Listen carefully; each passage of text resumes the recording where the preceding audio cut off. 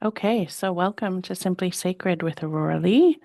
My name is Aurora. I am a wellness anthropologist, and I speak to all things individualized healing, generational becoming, and also collectively as a community. How can we strive as leaders, as organizations, as those who can create what society is now? How can we create healing societies? How can we be well as a society? This is everything that I care about, and this is the work that I do. So I just really want to talk about what is heart-centered leadership. Like we just need to unpack that, right? Like we all know, I'm sure we can see it out there in the world. There's many beautiful heart-centered leaders. Um, but when we're asking people to step forward as heart-centered leaders, what even does that mean, right? Are we just not operating from only our head? Are we integrating parts of ourselves? Are we willing to be brave and courageous and strong and resilient and emotionally regulated and all those juicy things? So let's just unpack and take this time together to unpack because I love that so much. Drop a line, connect. If you think, no, this is not what a heart center leader is, this is what it is, let us know. And I think we can all agree that we need heart-centered leaders to really move us along for social change, move us along for social wellness.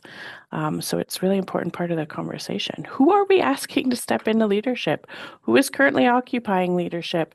Do they really have that moral compass, those values and principles and vision that we want as a collective to move towards and for the future generations, right? And so, a heart-centered leader, they don't just talk about change, right? They embody it. They're warriors, but not the kind who conquer or who dominate. They're warriors that are for justice, equity, for healing. This requires, immense courage. It's really hard. It's very vulnerable work, but that takes courage, right? It wouldn't be courage if it wasn't vulnerable, or else we would all just be doing it.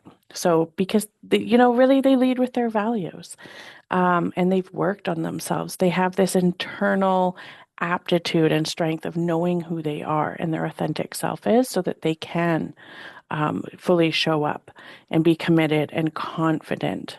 When they stand in the line of big decision making, especially systems that resist change and they still do resist change.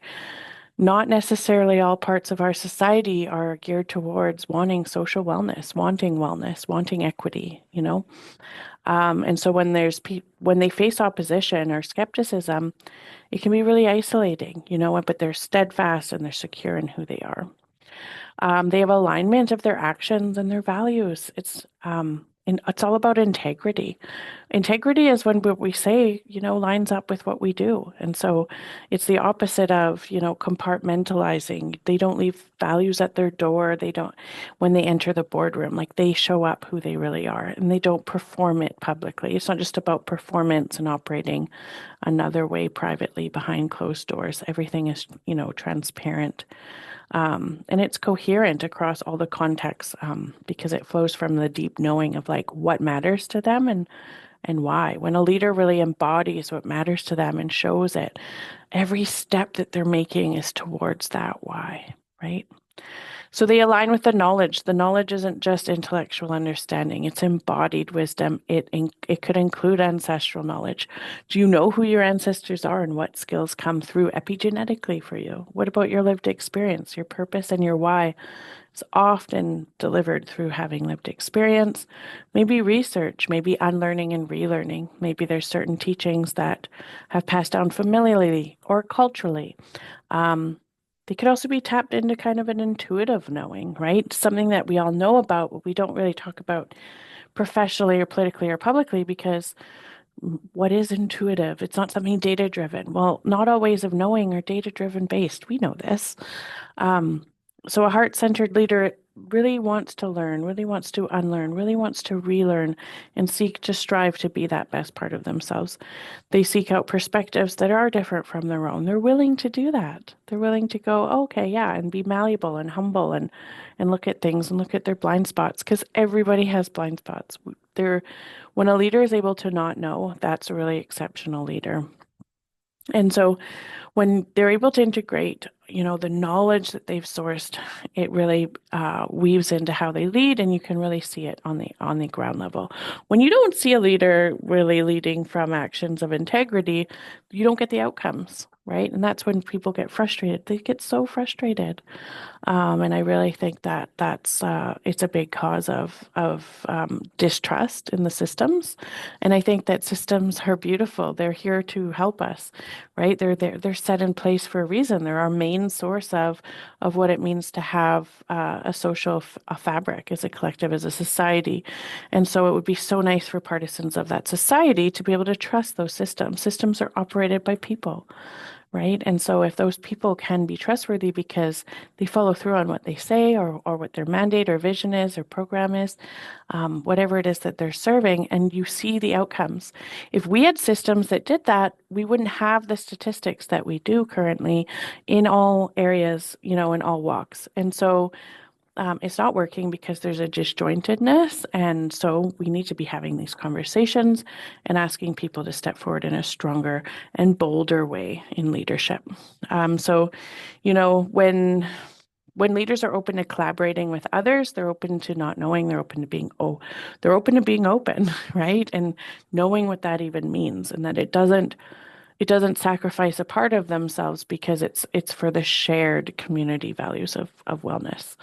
And we need real change to do that. Because if what was working worked, if what we currently had worked, we would not see what we do. It's not working. We all know this. So the crucial part is really having the clarity of values, knowledge, heart-centered leaders.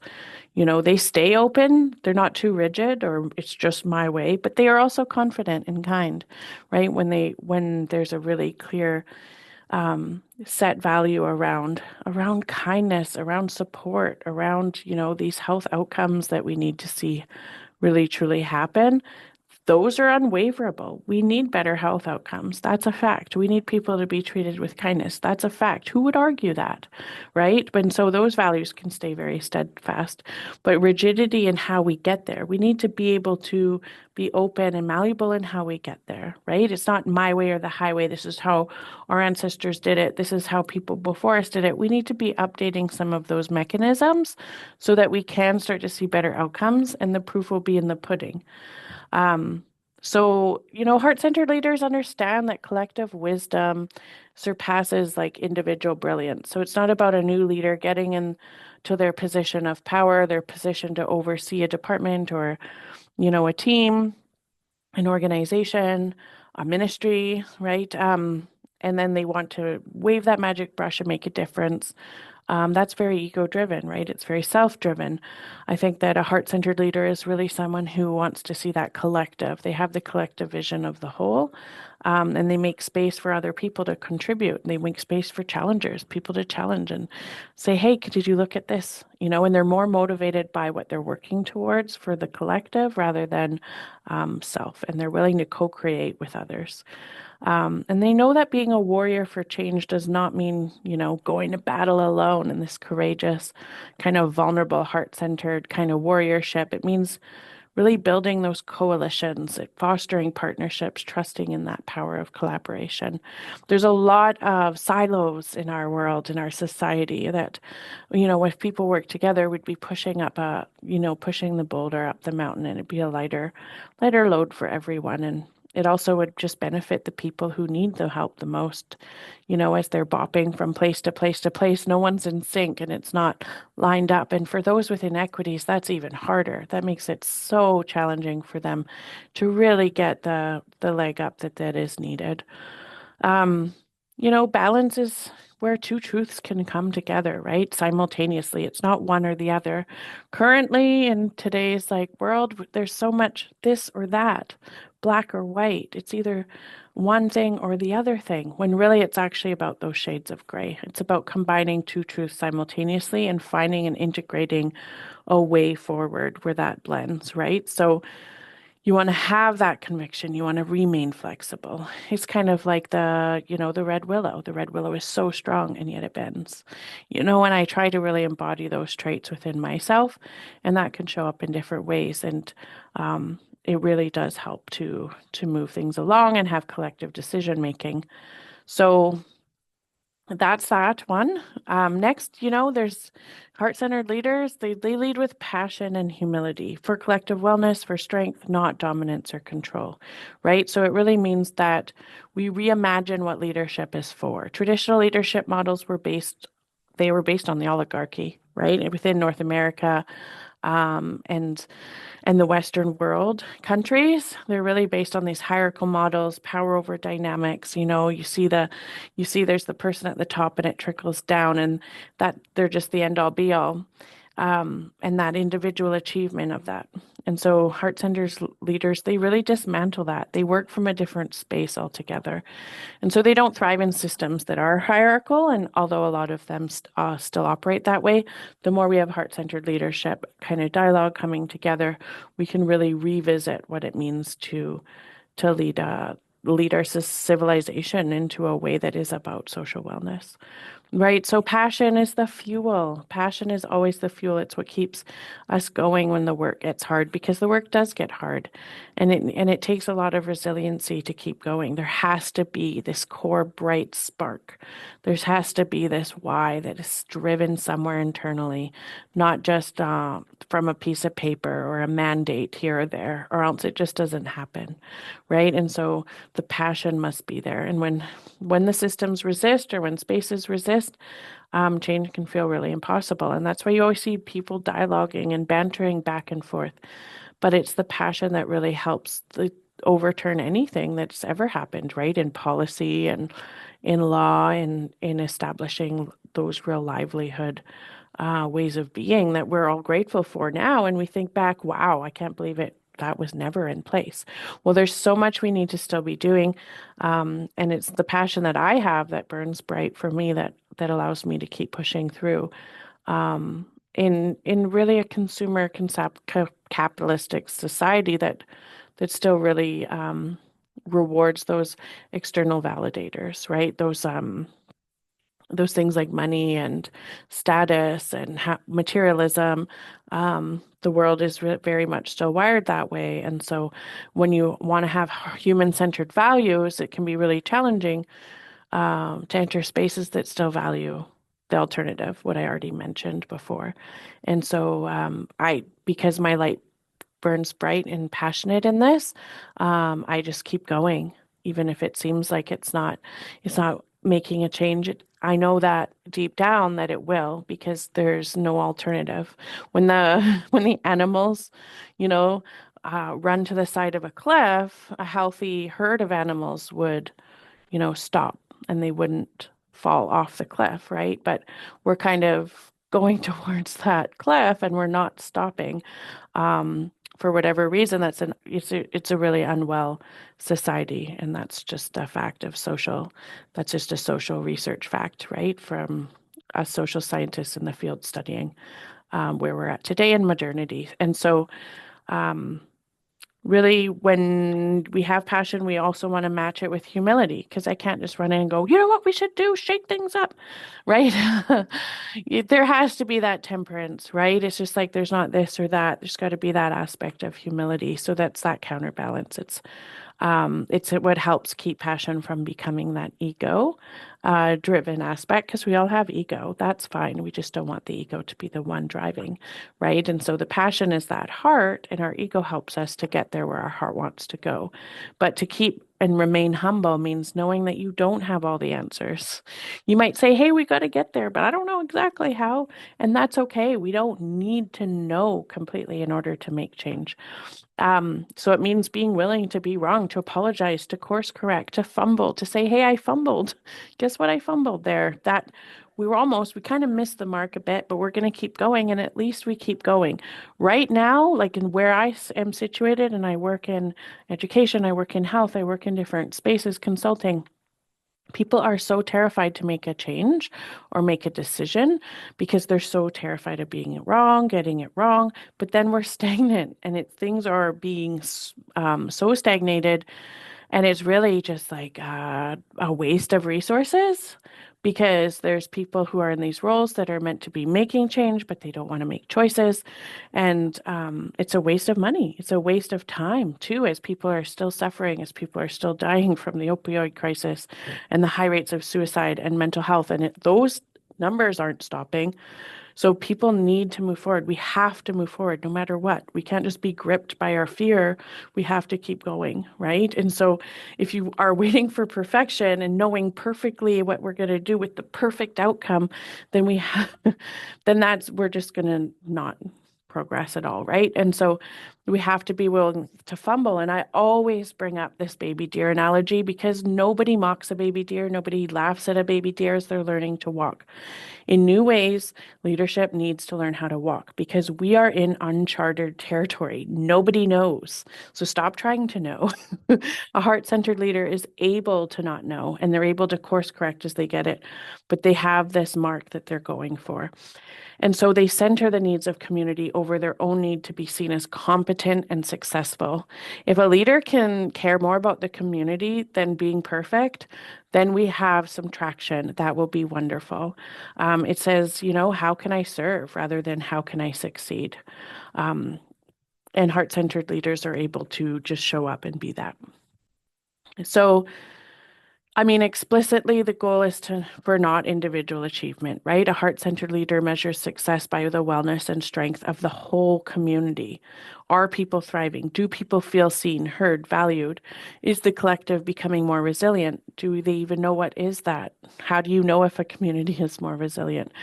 Do you even want that? Are you striving towards that? It requires a complete shift from individualistic to collectivistic ideals and values, right? So it's not about dominance. It's not about control. It's about consolidating power. So the power of the whole. And it's not about being the smartest person in the room, or it's not about maintaining control or creating a dependency where people depend on you and then now you have power. It's actually about distributing power, building capacity in others, working yourself out of a job by empowering the collective to lead themselves. Would I want and cherish that everyone's healed and we don't need to have generational healing and collective wisdom and sharing and social wellness? Yeah, because then that was the best, right? Like, I don't have a competitive mindset with other people who are doing amazing work. We need to all be doing this. We need to not need the work, to be honest, so that we can come back to having healthy societies again. So the revolution is really in this characteristic of, challenging capitalism, challenging white supremacy, challenging patriarchy, all these systems that were built on dominance, they were built on control, they were built on what we do is right and in this way and only this way. And heart-centered leadership really offers a completely different paradigm, one where strength comes from interdependence and where wellness is collective and power is shared. Doo, doo, doo. So, a heart-centered leader is secure enough to show up authentically, express their truth without armor. This is the challenging one. This is where inner childhood trauma comes in, lived experience comes in. How did I feel when people showed up and told me I was wrong, right? Did I go into defense? Did I get my guard up? Did I fight back? Did I flight? Did I check out? Is that why I want to appease and just go with the norms? This is because leaders have unmet needs from childhood coming up to the surface. Maybe they didn't feel loved and supported unless they went with what they were told to do. So if control and dominance affected your life in any way, now you have this kind of riddled way of being with control and dominance. Now it's affected you and you're replicating that. So it's really important to come back and understand what kind of relationship do you have with control and power. When you have security, you don't feel insecure. You can show up at that boardroom and say, you know what? No, this is what we're really striving for. This is the mandate and the vision of our organization, and in this way, and we need to celebrate people, uplift people. We need to do this in a new way and feel secure in that decision making. If you've done your healing work, then the insecurities don't run the show anymore. They could still come up. It could be, really like I have, been persecuted, made fun of for this vision that I have, but I'm still going to go because it doesn't need to affect my wounded self anymore. Wounded egos are really a big part of leadership. And sometimes the people that want leadership the most and to be super powerful is because of that wounded ego, right? And so their wounded self is really running the show. And it's important to strip that away. It's important to show up without that armor on, and to really know yourself. And so authenticity can only be birthed and born through dropping that armor, knowing the parts, and having that internal literacy. So I call this internal literacy, and it's where you know your coping mechanisms, and understand your masked parts, even if you still have your masked parts, but you're aware of them. That's internal literacy, right? And those masks show up as you know, when there's a dominant personality in the room, I kind of go back and then I become very compliant. All of these things that are going on in the internal world, are you aware of? A heart-centered leader is working on and towards understanding their internal world, understanding where those parts are coming from, understanding what even is their authentic self. What does that even mean?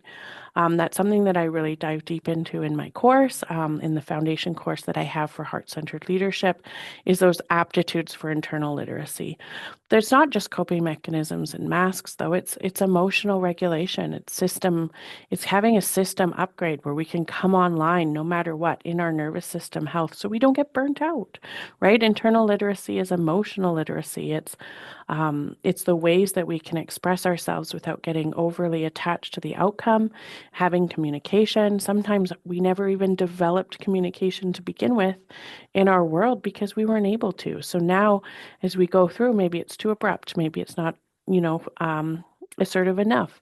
All of these things, knowing yourself and working towards that, is internal literacy.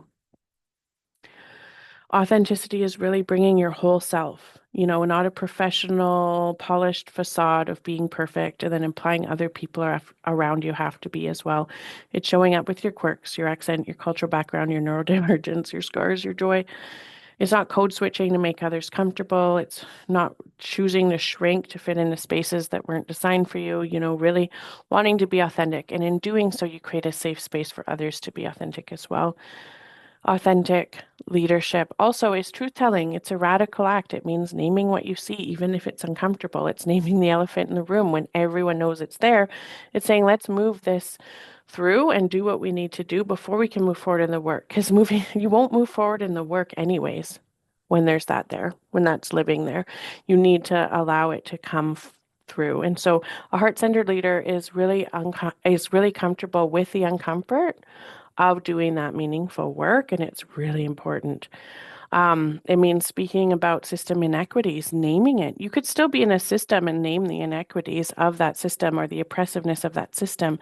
Having the awareness doesn't make it okay. It just doesn't make it not okay. But not knowing and being able to name it, it doesn't make it not true. It's still there. It's still a part of what the system is all about.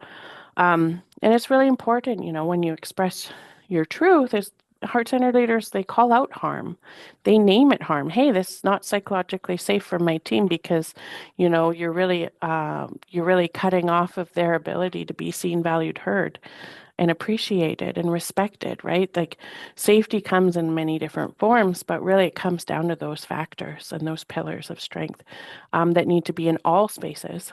So, and heart-centered leaders, they're able to share their lived experience. They're not trying to only show parts of themselves. That's really that old leadership way. I have another video on old leadership versus new leadership that you should also tune into. So subscribe to my channel, but look at all of those aspects.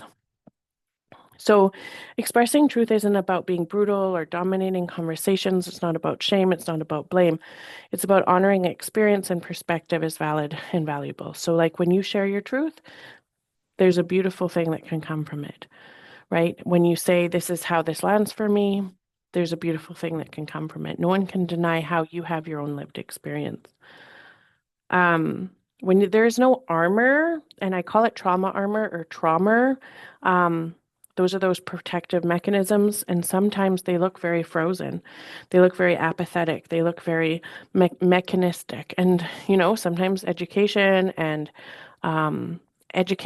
work experience can inform and teach a person to be mechanistic over time. So it can be very uncomfortable to unfreeze and allow oneself to operate without that way of being.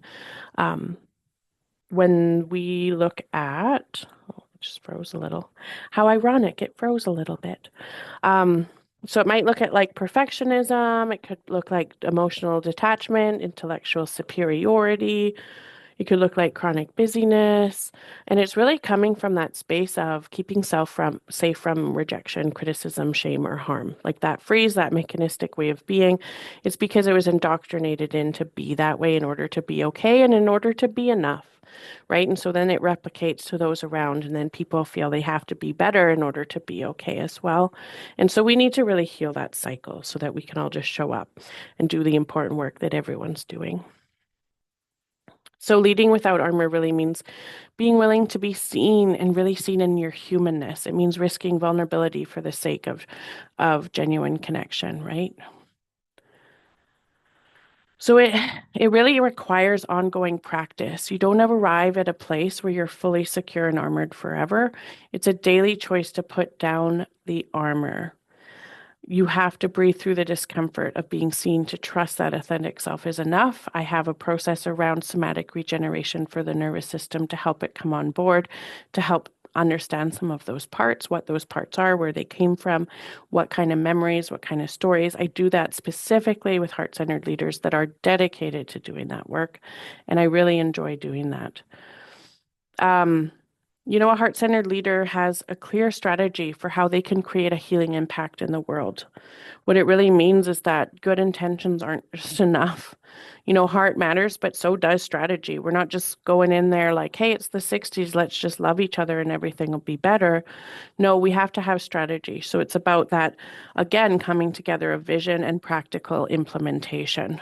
Um, so it means that you're not just hoping to make a difference. You have a concrete plan for how you're going to do it. A heart-centered leader is identified their own sphere of influence. They know their purpose and their why, but also what's their lane? I had a great teacher talk to me about he knows his lane, and it got me thinking, what is my lane?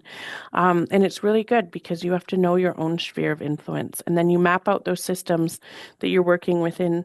And you understand the leverage points for change. You have goals, timelines, resources, pathways identified. You have a clear direction made.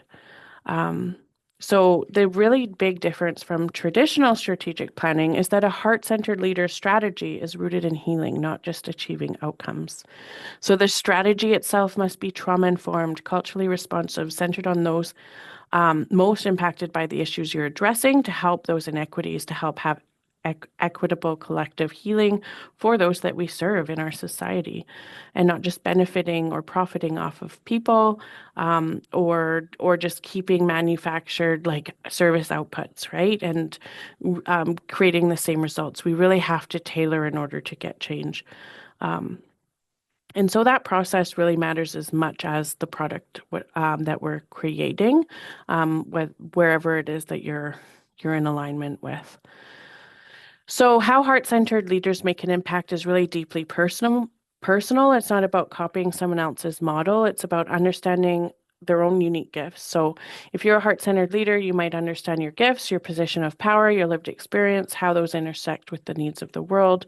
Your strategy should answer, what is my role to do? Who am I positioned to reach? What change am I uniquely equipped to catalyze? How will I know if I'm creating the impact I intend? Um, you really have this full cycle purview about what it is that you're doing and how you're making an impact and a difference. An impact is, it's measured not just in metrics or deliverables, but it's measured in transformation. And sometimes that's not through data, right? That's quantifiable. So are people healing? Are systems shifting? Is harm being repaired? Are communities gaining autonomy? Healing impact recognizes that sustainable change happens at the pace of trust, at the pace of nervous system regulation, at the pace of culture shift. It reminds us that our work isn't just personal development. Heart-centered leadership is all about collective transformation. Your healing impacting the world. Your healership, I say healer and a leader coming together, and that leadership or healership impacts the world, and your leadership then creates those ripples. Your strategy should account for how your work connects to broader movements for equity, for justice, for liberation, for real systems change. The integration is where the characteristic becomes, really prevents heart-centered leadership from becoming all feeling and no structure. It ensures that spiritual, emotional, relational work is connected to tangible, measurable, strategic action in the world. We really have to integrate and interweave both in order to see that outcome that we're all hoping for, or hopefully hoping for if we're working with other humans, because what's the alternative, right? So, a heart centered leader is resilient enough to hold space for many others while staying grounded. And what that really means is that heart centered leaders are space holders. They create containers where people can feel vulnerable, they can process, heal, transform. But the work is really demanding. And without resilience and grounding, it leads to burnout and compassion fatigue, vicarious trauma, PTSD, right? And so the resiliency factor really is it's not about being tough and pushing through. It's about having the capacity to encounter difficulty, feel it, and return to center, right? So you go off from your baseline, but you have a baseline. You know what's your baseline. You can move through and know what tools you need to move through to get there. So it's about nervous system regulation. It's about having practices, communities, resources that support you when the work gets heavy. Resilience is built through rest, boundaries, connection, and self-compassion. Um, and a heart-centered leader holds space for many other people, right? So it's a really sacred skill. It's a powerful skill to have. The skill that you create for yourself is really then models in the skill that you create for other people. When you see leaders that are not holding a really safe container, it's because they don't know how to hold a safe container for themselves. And it is paramount to understand and know how to hold a safe container for yourself first. And that's why in my leadership program that I offer, Creating Safe Spaces Together, heart-centered leaders get the opportunity to learn how to create that for themselves first. So we go in depth for you as a unique individual and what your current context and realities are, and then we go into how to hold safe space for others. And that's what really sets my program apart and is different than other leadership development trainings. And so, safe space holding, it really means being present without trying to fix, witnessing without judgment, allowing emotions to move through without shutting them down, trusting people's processes without rushing them, maintaining boundaries while staying open-hearted. When you're holding safe space for many others, you're not just working one-on-one, you're facilitating groups, leading teams, supporting whole communities, whole organizations. It requires even more skill because you're tracking multiple experiences, needs, and dynamics simultaneously. So to stay grounded, grounding is that key. And without it, you absorb everyone's energy and their emotions because we are co-regulative beings. It's not just woo-woo stuff, we co-regulate. So whatever group we're part of, we are part of a shared collective nervous system together. And the more grounded we are within that and understand what that means, we can hold space for what that is. And as a leader, we have to be able to do that. Or you will lose yourself in other people's experiences. You take on what's not yours to carry. You may not even know what's yours and what is somebody else's. And so staying grounded really begins with and means knowing where you end and others begin, right? And so many of us and so many people have struggled with codependency in their lives, and this is part of that. Remaining connected to your own body, breath, and center. When these dynamics are happening, are you staying grounded? Grounded also means not abandoning yourself to care for others, maintaining your own energetic sovereignty. So it might look like somatic practices, breathwork, movement, meditation. It could also be different energetic practices, clearing, shielding, grounding visualizations, a lot of the soma exercises that really help to bridge the mind and body and the nervous system and create regulation is around visualization, right? It's a very powerful tool. Even if you were in the shower and visualizing the water coming off you, your nervous system does respond to that. Our system is listening to all of our thoughts all the time to know, are we safe or are we not safe? And so the power of visualization is huge. It could include relational practices like supervision, peer support, therapy, somebody who can who just be a good mirror, find a good mirror in your life that's loving and compassionate and allows you to be flawed and fabulous at the same time. And that is a gem to keep around, not just somebody says what they they think you want to hear, that shows your blind spots, and be open to that, right? It comes back to that first one. But whatever the practices are, they're non-negotiable for sustainable leadership. We can't have leaders, in the world doing this big, heavy work if they don't have some self-care practices and strategies. And so that's a big part of heart-centered leadership. So the challenge is that many healers, caregivers, and change makers, they really struggle because they've been conditioned to believe that caring for others is more important, right, than the self. And so, but a heart-centered leader really knows that staying grounded is not selfish. Self-care is not selfish. It's essential. You cannot pour from an empty cup, and you can't hold space for others if you're dysregulated yourself.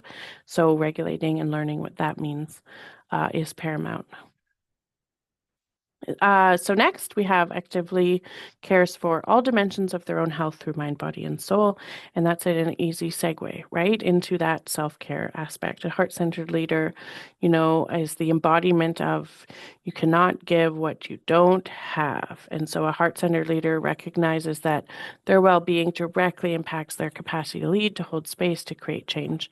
And they actively care. And active is the operative word. This isn't passive self-care, occasional bubble baths. This is intentional, consistent, prioritized care across all dimensions of self. It's built into your schedule, your budget, your lifestyle. It's non-negotiable. So for your mind, it could mean therapy or counseling. It could mean engaging with ideas. It could mean ceremony. It could mean learning and unlearning, intellectual community, and dialogue. Managing anxiety, depression, or other mental health conditions, challenging cognitive distortions, cultivating curiosity, and a growth mindset. Huge heart-centered leadership, body care. I mean, physical health care might include nourishing your food with what works for your body, knowing what that even means, functional medicine, right?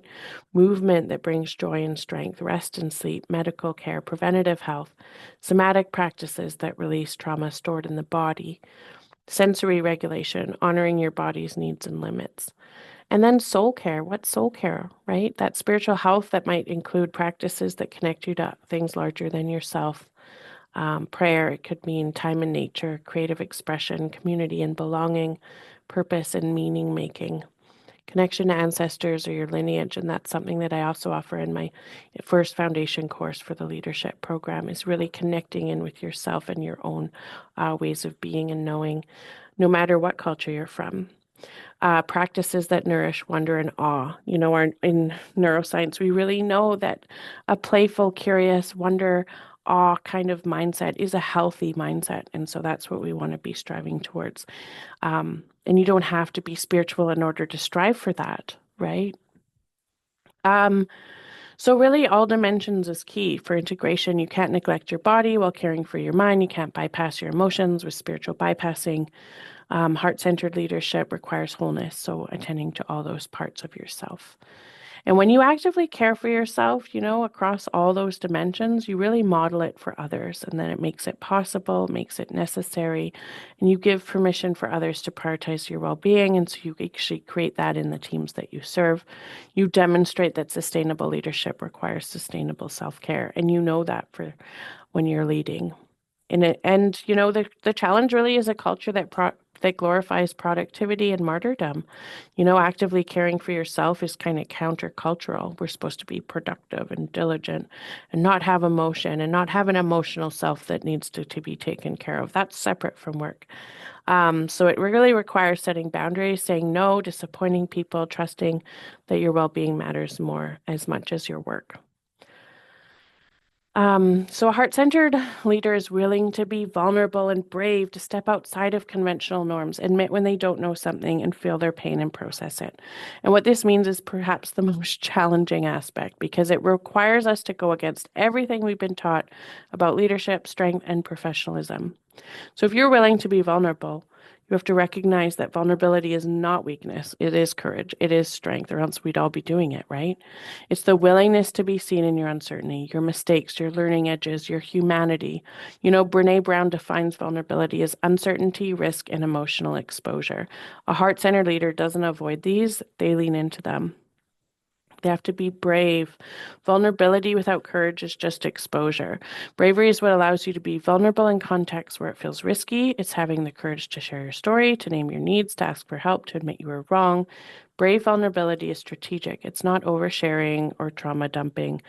It's selective, boundary truth telling that serves connection and transformation, if that's the goal. And that should always be the goal, right? Um, we are we are social mammals, so to not have connection or to be disconnected from connection is unwell. And so we need heart-centered leaders that are well and willing to show up for that.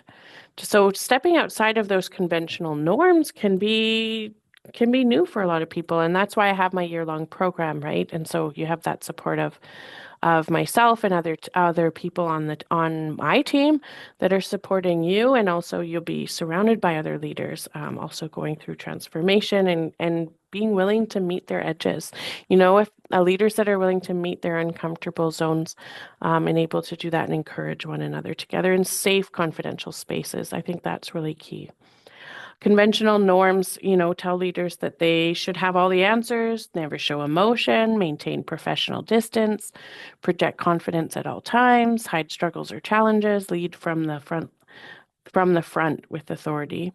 Heart-centered leaders reject these norms and they ask questions, they seek input, they feel and express emotions appropriately. They build genuine relationships and share their uncertainties, talk openly about challenges. They lead from beside or behind, and they're sharing power. They admit when they don't know something. I mean, this is revolutionary, saying, I don't know, or I'm still learning about this. Can you help me understand? It has traditionally been seen as a weakness in leadership. So, heart-centered leadership, it's seen as honest and humble. It creates space for collective knowledge building. It models lifelong learning. It builds trust because people know you won't fake expertise that you don't have. So also, feeling the pain. Leaders are often expected to be above pain, to transcend it, to remain neutral and objective. But heart-centered leaders know that pain is information. Pain is human. Pain connects us to ourselves and each other. Feeling your pain might mean grieving losses in your organization or community, acknowledging the emotional weight of the work, processing your own trauma so it doesn't leak onto others, staying present with discomfort rather than numbing or bypassing. And processing it. Feelings are important, but processing is essential. Processing means not getting stuck in the pain. It moves through us like a river, but if we're scared of it, it doesn't. And that's when the dis-ease really happens.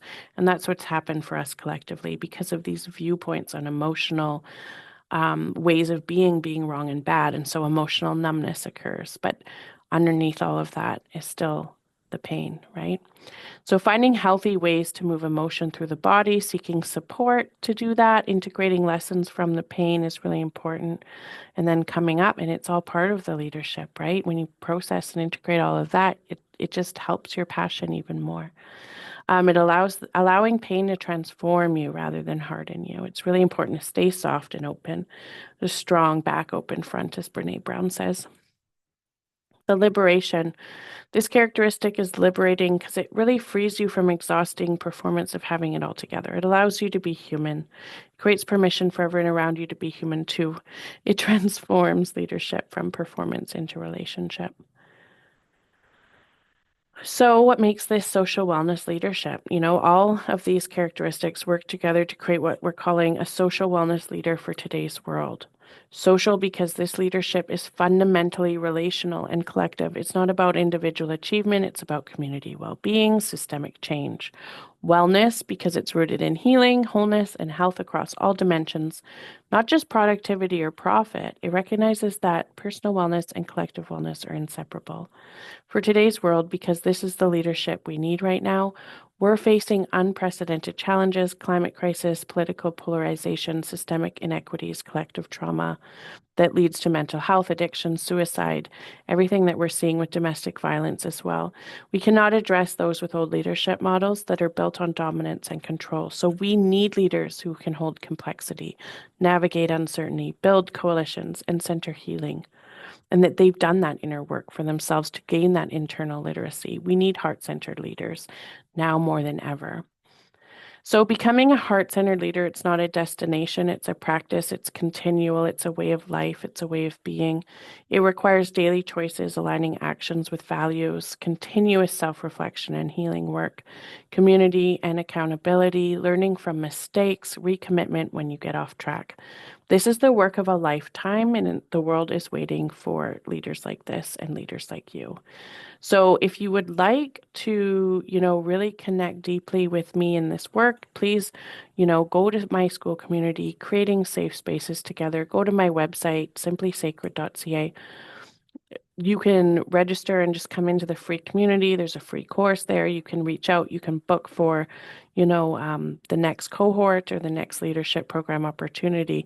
And you do come away with certification in the end on creating safe spaces for others. That's powerful that you can uphold in a real meaningful way, because you show that you have done that work to deeply embody what it is that you're creating for others, within yourself first, right? Because we can only ever go as deeply with for others as we have for ourselves, and we really need some deep systemic change in order to create new deep systemic values, in order to create a safer, more healing and healed world. And so, like, the work that you're doing is so incredible. And I just invite you to connect in. Like, let's go deep. I'm here for it all.